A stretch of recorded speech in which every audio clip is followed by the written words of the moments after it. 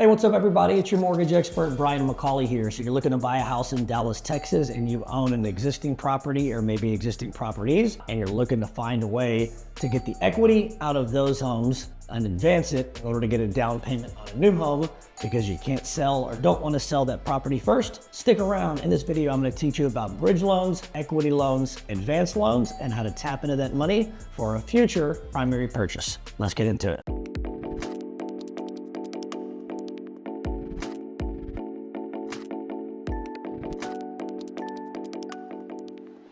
Now more than ever, there are a lot of home buyers out there, but there are also existing home sellers. One of the challenges that the market is facing is that a lot of times these home buyers want to buy a new house. They want to put 10, 20% down. They've got equity in a current primary residence or maybe equity in an investment property, and they have to sell one of those properties first in order to get the proceeds to use the money for the down payments. But the problem is they don't want to make a contingent offer. So this is where one of these two loan programs I'm going to talk about today, a bridge loan and an equity advance loan, come into play and been very, very helpful in today's market. So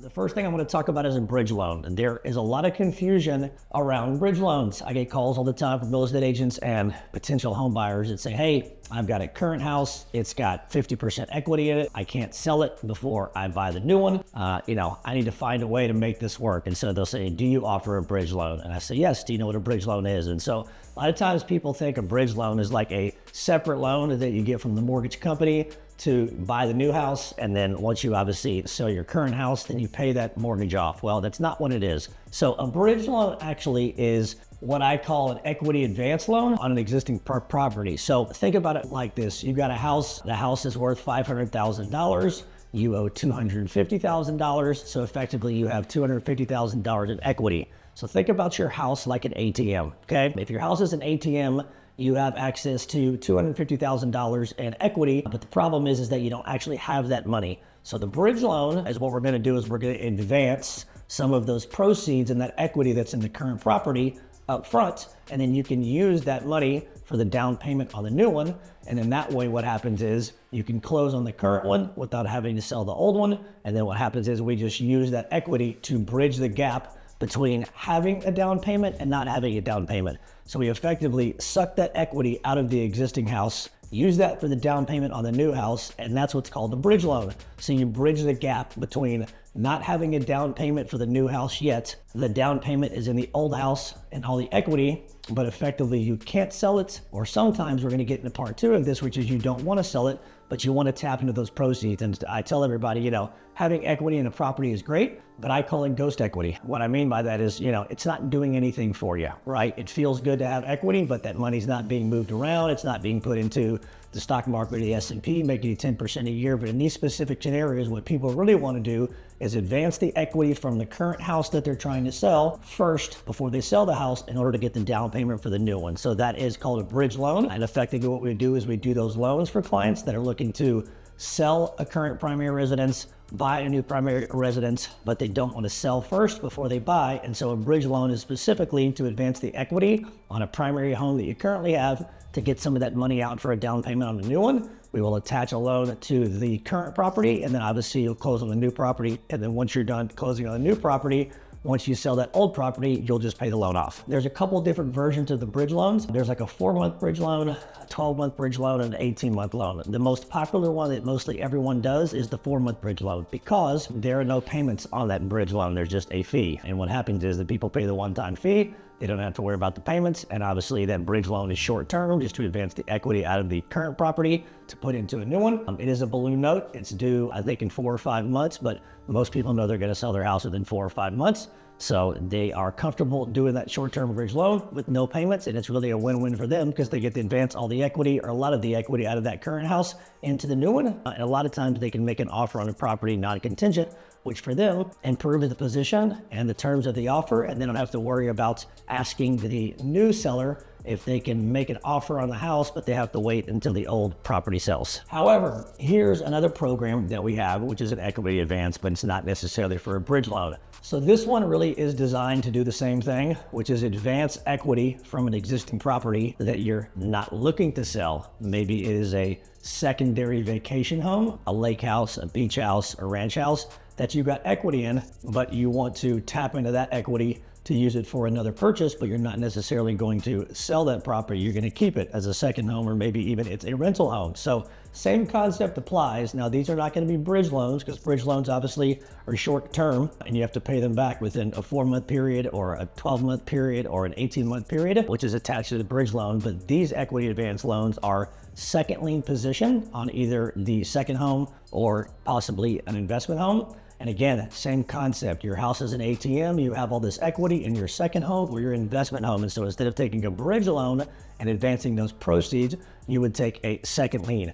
So what we do is effectively go to the second home or go to the investment property and say, hey, this is how much equity you have. Let's do the same thing, right? Let's advance some of this money from the equity to use it for the down payment on the new one, except the difference is it's not going to be a bridge loan because there's not going to be any sale. You're going to retain that existing property, and obviously you're just going to borrow some of the equity. The reason people like these second liens is because most of the time on a vacation second home or an investment property, the interest rate they have is from maybe 2, 3, 4, 5 years ago. The rates are, in the maybe 3s, 4s, or 5s.